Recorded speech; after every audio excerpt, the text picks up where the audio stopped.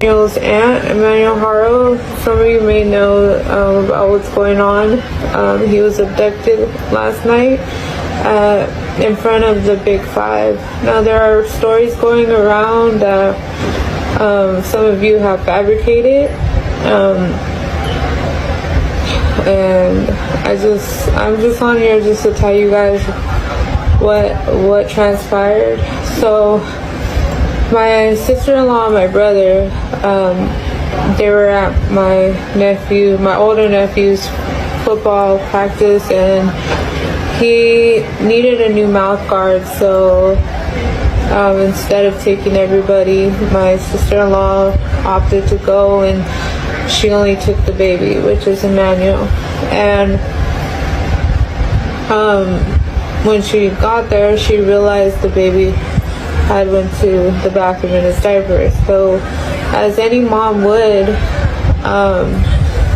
which is crazy because a lot of you women are judging her for even changing a baby's diaper in the car, which is mind-boggling, because if there's no bathroom, you're gonna do what you have to do to take care of your child one way or another.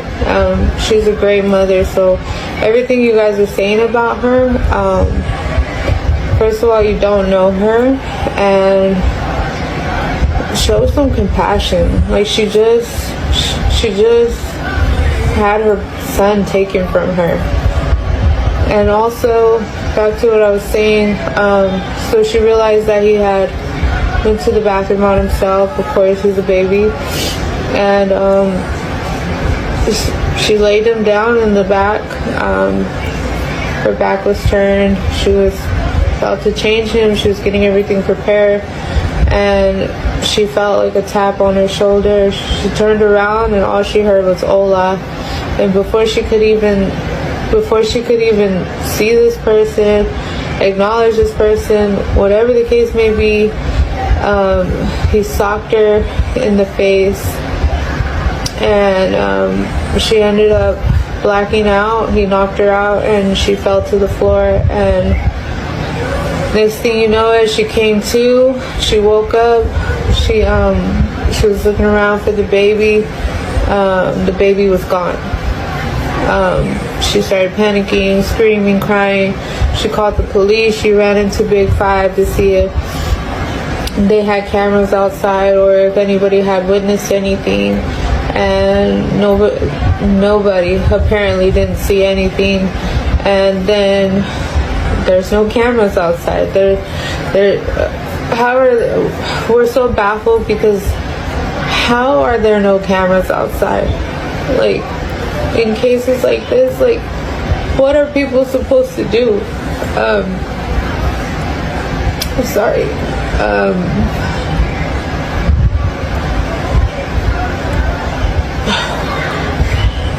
So after that, my brother told me that he had realized that his wife wasn't back, because by that time it was already 8 o'clock and she had left around 7. And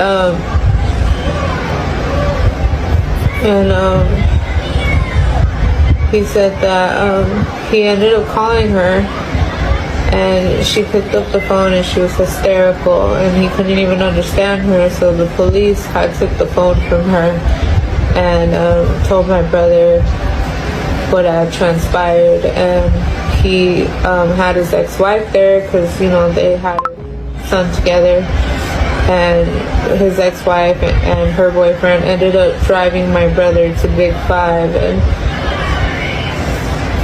ever since then, we've been looking for Emmanuel. We've been giving out flyers.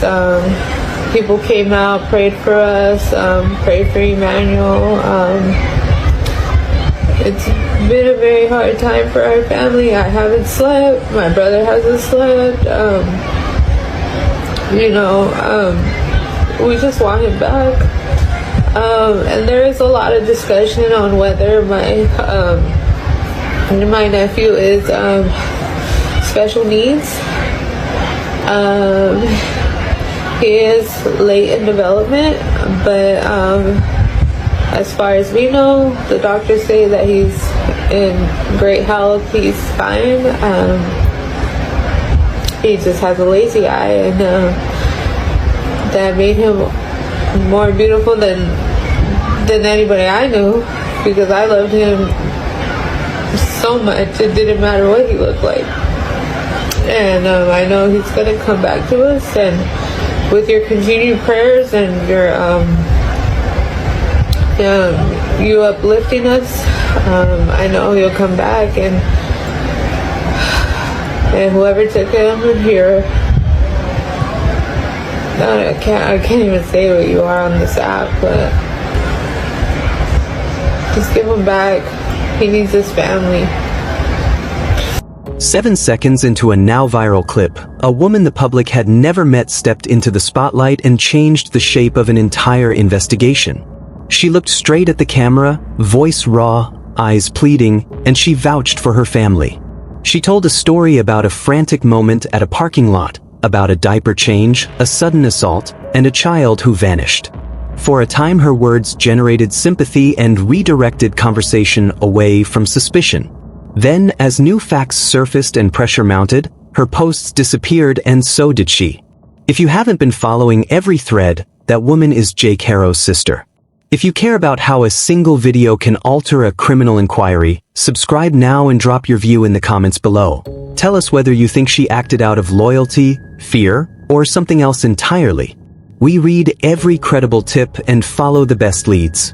She did not enter this story from a courtroom or from behind a lawyer's podium. She entered the story with a phone and a short, emotional video. She is family, plain and simple, not an official spokesperson. In the immediate aftermath of the initial report, she used a public feed to tell the version of events the family wanted told. She described where they had been, what Rebecca allegedly did that night, how the mother turned to change the baby and felt a tap on her shoulder, and how she blacked out before she could see who was there. She spoke of frantic searches, of running into the store to look for cameras that might have captured the moment, and of handing out flyers and praying through long, sleepless nights. To many viewers, that clip read as a grieving relative begging for help. To many investigators and to a growing cohort of online observers, the clip read like a recorded statement, a public artifact to be preserved, analyzed, and tested. In today's investigations, social posts are not ephemeral thoughts. They are evidence. They are captured, archived, and compared against forensic reality. When the sister posted, she did two important things at once. She generated sympathy and she created a record. Investigators treat such records seriously. The precise phrasing, the tense of verbs, what is said and what is omitted, all of it becomes material. Two particular features of her recording drew immediate attention. One was a linguistic quirk. She occasionally referred to baby Emmanuel in the past tense. People noticed the subtle difference between saying he is missing and saying he was taken. That past tense usage, slight as it may seem, is not meaningless in a missing child case.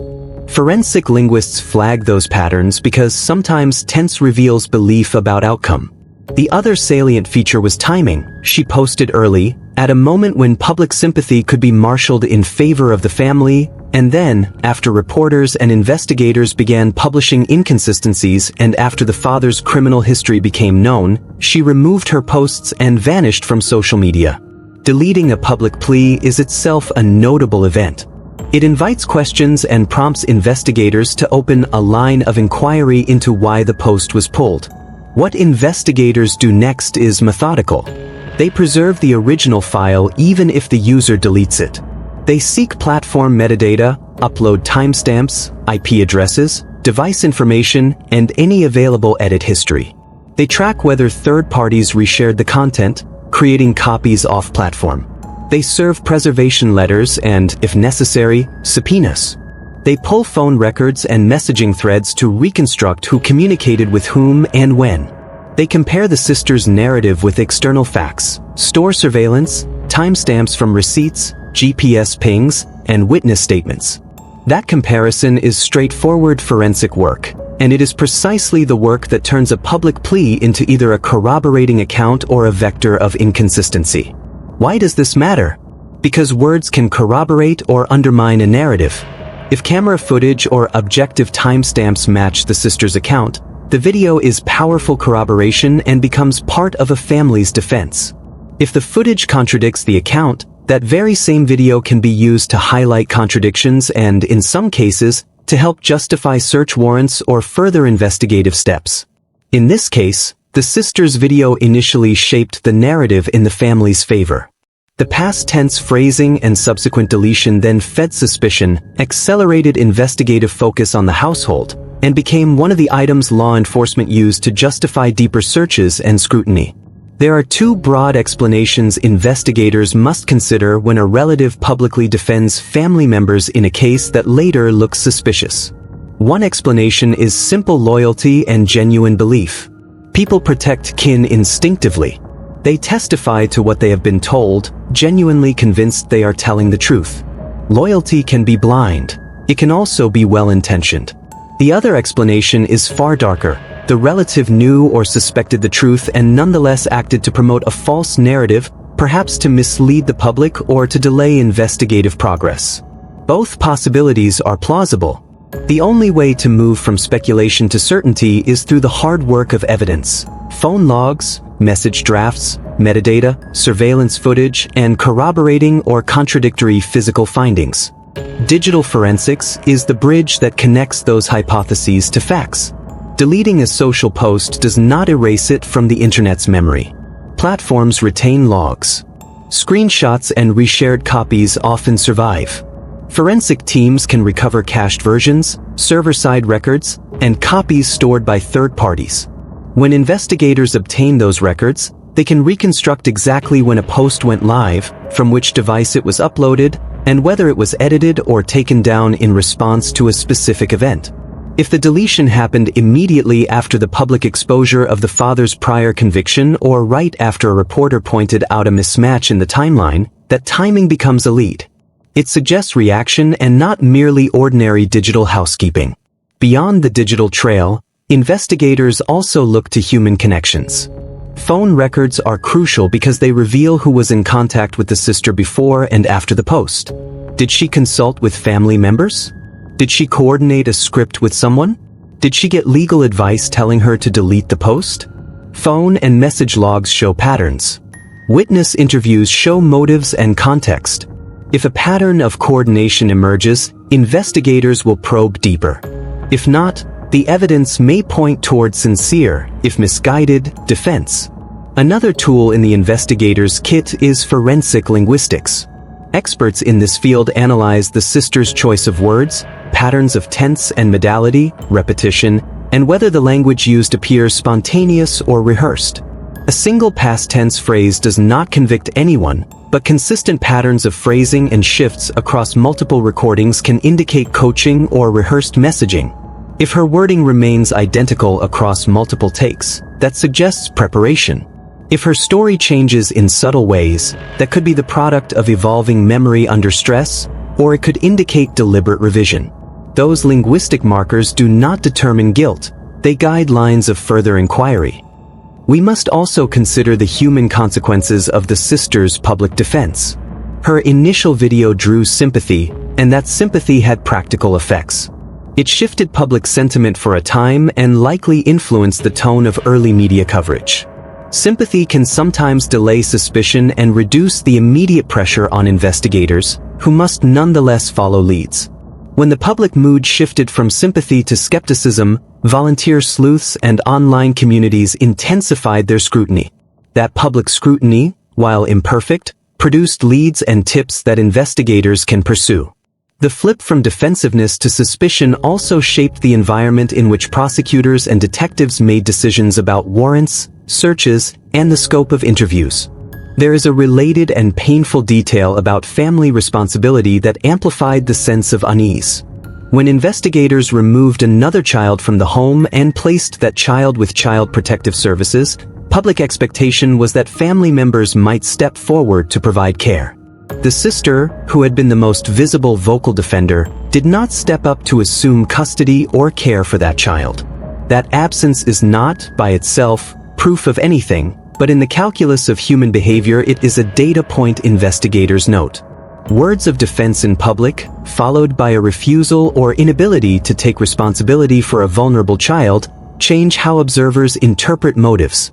Investigators treat such actions as behavioral indicators to be examined, not as dispositive evidence. Turning to legal considerations, the sisters' recorded statements can enter court proceedings in several ways.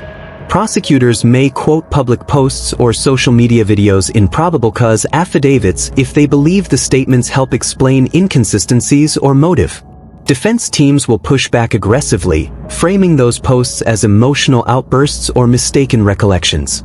Judges will inevitably consider questions of admissibility. Are these statements hearsay? Are they spontaneous declarations? Or do they fit under an exception that allows their admission? Those legal debates will be fought in motions and hearings, because courts are mindful of pretrial publicity and the risk of tainting juries.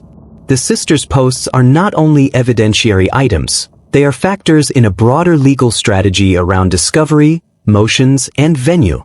One of the key things to watch for as this story unfolds is how the sisters' posts show up in the formal record. If investigators treat the deletions as meaningful and include the preserved posts in affidavits, that means the digital material informed their probable cause assessments.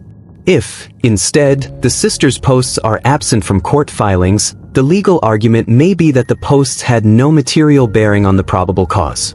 Observant viewers should look at the docket for filings that reference social media preservation requests, subpoenas for platform records, and search warrant returns listing seized devices.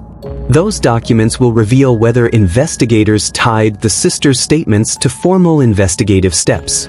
It is important to stress that public defense of a relative is not a crime. Expressing grief, pleading for help, and posting a heartfelt account are not in themselves criminal acts. Charges only become a possibility when statements cross into the realm of knowingly false information or if a person intentionally obstructs an investigation.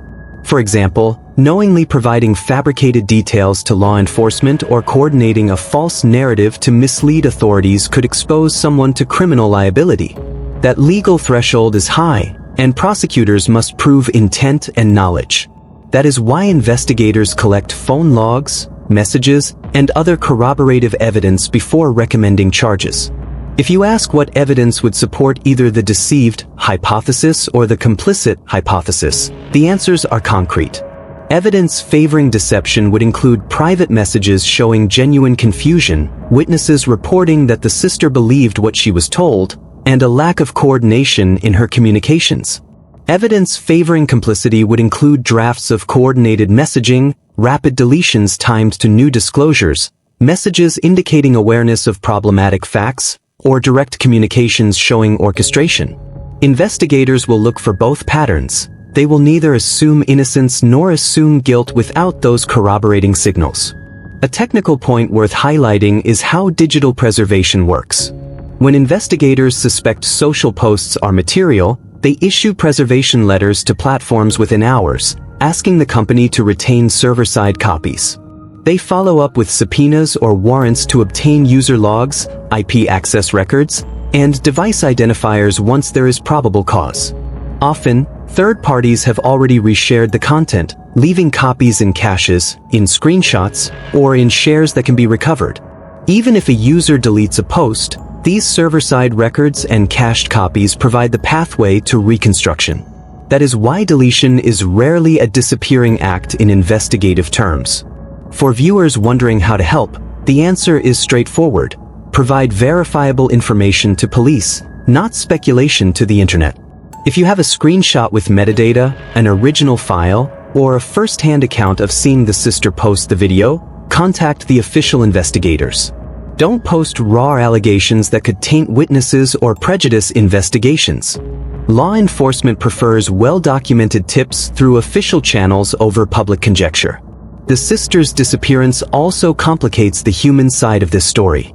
Public defenders, family attorneys, and crisis counselors may all advise a client to withdraw from public life to preserve legal options or protect mental health.